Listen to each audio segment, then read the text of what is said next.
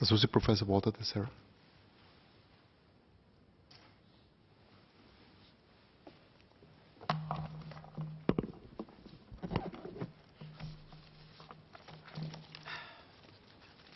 Always complicated.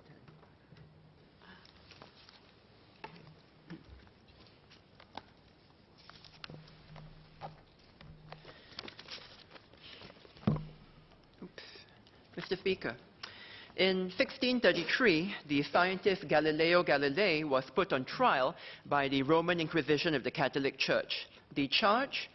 Promoting the heliocentric theory that the Earth travels around the Sun. We take this as fact today. But the geocentric model, which incorrectly puts Earth at the center of the universe, was accepted for thousands of years. Galileo's contribution was to use the first astronomical telescope which he invented to precisely observe the stars. Galileo argued that these observations meant the heliocentric model was a provable fact and not a theory. This forced the Inquisition to act. The Inquisition did not reject Galileo's scientific evidence. However, they found his evidence fundamentally incompatible with the Bible. The Bible has passages stating the earth is immovable. The Inquisition interpreted this as a matter of fact. Galileo was forced to recant on pain of being condemned as a heretic. His books were forbidden. Legend has it that Galileo said after recanting, "And yet it moves." Mr. Speaker, beliefs do not change the nature of reality. What are the lessons for this debate? I take 3 points. First, when we speak of the problem of online falsehoods, the real concern is our shared reality as a society. I agree with the Minister that this is the central concern. What is the infrastructure of facts that we depend on as a society? Galileo was part of a wider battle to define shared reality at the end of the Renaissance in Europe. Would reality be defined by science and reason or by tradition and religion? Second, governments are concerned about shared reality because our beliefs have practical consequences. Galileo's findings supported a reality that threatened the temporal power of the Church. Populists today and in history have spread lies to promote alternative realities where society is under threat, justifying the use of extraordinary powers to save democracy. Points 1 and 2 taken together mean that judgments about shared reality by governments are inherently political acts. I do not mean that they are always partisan acts carried out for narrow political gain. A good government would not act that way, and I trust that this government wouldn't. But they are political acts because they serve the definition of the public interest that the government of the day believes in. Third, governments can get assessments of fact wrong. The Church of Galileo's time was not opposed to science. The earliest degrees granted by universities were in the fields of law, medicine, and theology. Galileo's supporters included princes and priests of the Church. They were among the few people in Europe who had the education at the time to appreciate his findings. But even a government of experts can have blind spots. This brings us to the central dilemma. A good government must act to defend the shared reality that best serves the public interest. But even a good government may face the temptation to gradually conflate the public interest with their own political gain. This may be subtle. It may be through sense of omission, by neglecting to fix blind spots of judgment rather than by promoting falsehoods outright. It may be through the belief that the public interest demands the suppression of all competing ideologies. But as with Galileo, these good intentions may eventually lead a good government to ignore reality. This is why the best government of all will shackle itself when necessary rather than grant itself more power. I believe that this government understands this dilemma more than most. That is why this government sincerely believes it has crafted a bill that shackles itself while granting the necessary powers to defend our infrastructure of truth. Our disagreement is about whether this bill has gotten this balance right.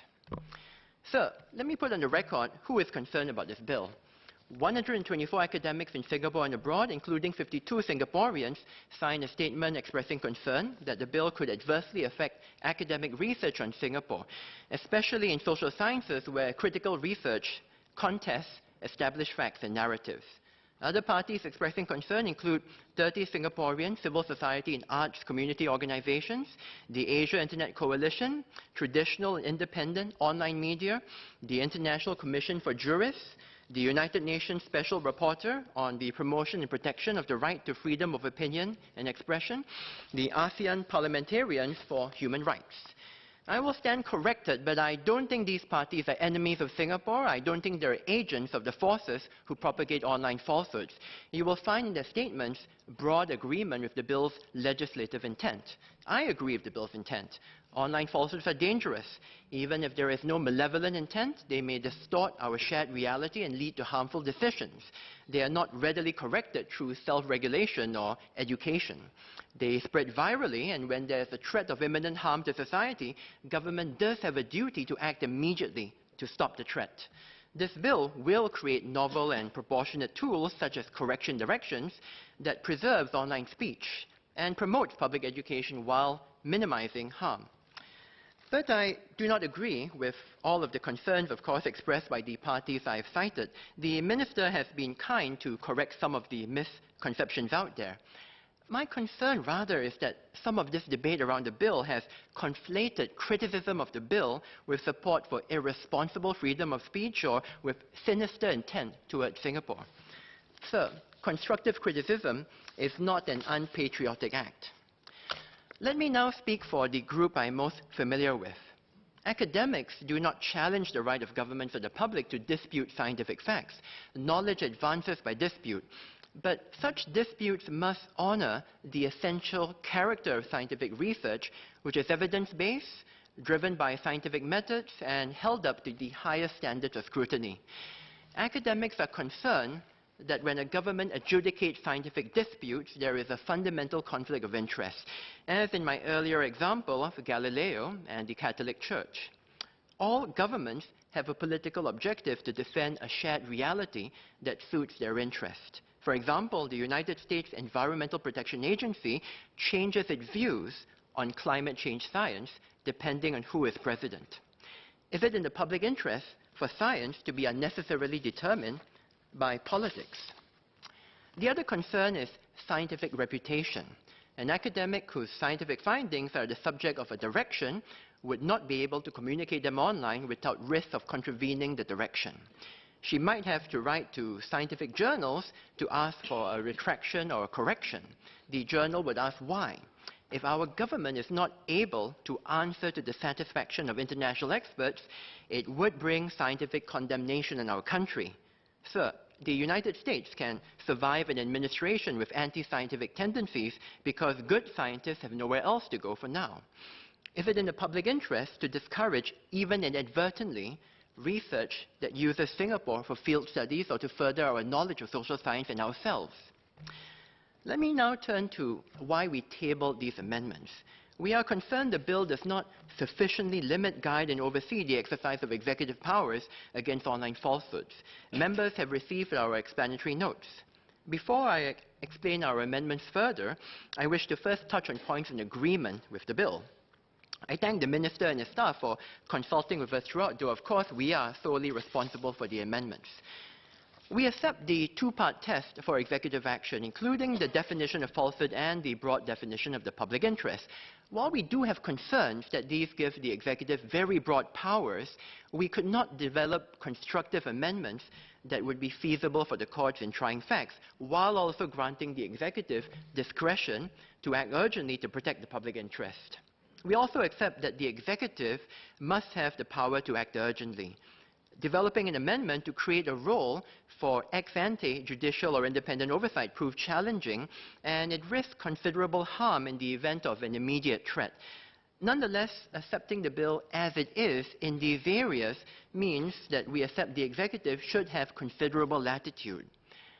Rather, what we decided to do is that the best way we feel of limiting the discretion of the executive is to ensure we develop the robust institutions within and without government to address online falsehoods without fear or favor. These institution-building amendments have two major parts: the Principles of Act and the Independent Counsel Against Online Falsehoods. In addition, our amendments also require that any directions issued are publicly justified and require that the appeals process is expedited. My colleague, Ms. Anthea Ong, has spoken on the Council. I will discuss the principles which provide a guide to the exercise of powers under the Act. The Principles of Act state that a well-informed, free and critical speech is necessary for a well-functioning democracy, so the Act should be applied carefully to avoid chilling such speech. It codifies that the Act is targeted at statements which are materially false and not opinions, comments, critiques, satire, or parody, generalizations, or statements of experiences. It sets out that the Act should be used proportionately so that the least restrictive tools, such as corrections, are used first, with the most restrictive, takedowns, used only when necessary. It also protects the role of research in society, as research often contests established facts or ideas in order to advance knowledge by stating that differences in facts established by an authority and a researcher do not imply falsehood just by that difference alone. I believe the government accepts many of these principles. However, the minister also believes these principles create legislative confusion because they may already duplicate elements present in the bill or in law.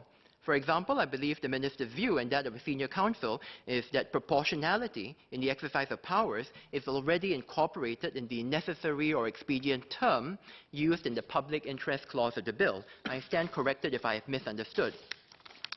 But given that proportionality is so important to avoid unnecessarily restricting speech and to build trust of the public, we believe the bill must state clearly the principles behind what proportionality actually means in practice. We can accept that there may be better ways of phrasing the principles. However, we disagree that it would be sufficient to have the bill without the Principles of Act at all, or other amendments in plain language that have similar effect. The government has previously defined plain language principles of the Act in the Mental Capacity Act and the Vulnerable Adults Act. This is important because these acts give government officials significant power over the autonomy and rights of persons. This bill will also give government officials significant powers over speech. It is crucial that every government official involved in the exercise of powers abide by a common set of principles in administering the Act. What is the difference between doing so in the bill versus leaving it to subsidiary legislation or internal regulation? Sir, the difference is governance. Subsidiary legislation can be changed without a parliamentary vote. The primary legislation cannot. The real value, sir, of these principles comes in using them as a basis for building an institution that the public trusts, an institution that isn't dependent on the political interests in charge. I believe the opposing benches are agreed that one such institution is the judiciary. But we know there may be practical differences with having the courts decide on fast-moving online falsehoods. So why not the third way? Why not strengthen the capacity of the civil service to implement these rules fairly, guided by principles? I will now discuss what this Act will mean in practice. How would the executive use these powers under the Act? One way to answer this is to examine how the government has already been addressing the problem of online falsehoods. I conducted a review of government actions against misinformation from 2015 to 2019. This review documented all posts on the government's Factually website, as well as fact checks issued by MOM and MSF. I first established for each government action whether POFM would apply. Is there a specific subject statement that is potentially false? I assumed that the public interest test would be satisfied since these cases were serious enough for a government response. Then I examined the dispute. Is it mainly a dispute over facts, or is it a dispute over conclusions drawn from facts that are not themselves contested? Finally, I examined whether the ministry responded using keywords that declare publicly whether this case involves a matter for clarification, a misrepresentation, or an outright falsehood. Mr. Speaker, may I have your permission to display a slide on the screen? Thank you. I analyzed 170 cases of government action against online misinformation from 2015 to 2017. 110 cases involved no disputed facts. They're simply clarifications of policy. The Act would not apply. Of the remaining 60 cases, while facts were disputed, 7 did not identify a subject statement. The Act would not apply. Most government actions on misinformation over the last few years would not have used powers under the Act because it doesn't apply. There is either no specific disputed fact or no identifiable subject statement.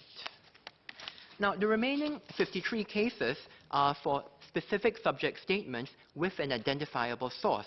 These are cases where the Act may have potentially applied retrospectively, for example. 43 of these 53 cases are disputes involving the facts. The other 10 involve disputes over the conclusions drawn from facts. Overall, the government is quite clear about how it labels disputes involving the facts. Most are considered falsehoods, although some are considered clarifications or misrepresentations instead. What I am concerned about is those cases which are declared to be falsehoods by the language the government uses, although the dispute is actually over conclusions drawn from facts. Let me illustrate with one example from the Ministry of Social and Family Development. Although I'm not picking on the ministry, it is actually one of my favorite ministries. In 2017, MSF reported data showing a sharp rise in ComCare assistance recipients between 2012 and 2015. A subject statement made the claim that this was, and I quote, the worst poverty result ever officially reported in Singapore, end quote. MSF called this, and I quote, not true, end quote. And MSF explained that a growth in ComCare recipients reflects more generous social welfare policies. Thank you, MSF. Now, my view is this is a difference of opinion based on the same facts and not a falsehood. I will stand corrected, but I don't think there was an attempt by the subject statement to make up or distort the ComCare numbers. It's simply an interpretation of the facts. I think a ministry should be free to make value judgments about criticism, including labeling criticisms as false. But more caution is required to avoid the incorrect exercise of powers under the Act. The ministry must set the record straight, but these differences in opinion may arise because the public may only have partial information. In this case, they may know about ComCare receipts, but they may not know about changes in social welfare policy. We should not label such differences in interpretation as falsehoods, especially if the ministry has not released all the relevant information. So, I know this government shares my conviction that government must be transparent and open in administration. We must ensure that the public continues to have trust in the government. That is why we have proposed the Principles of Act, which will help to build an institution that appropriately limits the exercise of these important powers. Mr. Speaker, I will not stand against a bill that I believe in the hands of a just and capable government will be used in the public interest. I agree with the principles of the bill and I support the second reading of the bill. But I find it difficult to support final passage of the bill unless I am satisfied that the bill contains strong protections against abuse by an unjust future government. I understand why members of the government may not share my reservations. I accept that they have great confidence that their present good governance will continue. But for me, this is a matter of policy and of conscience. I hope the government will consider allowing a conscience vote for its members. Thank you.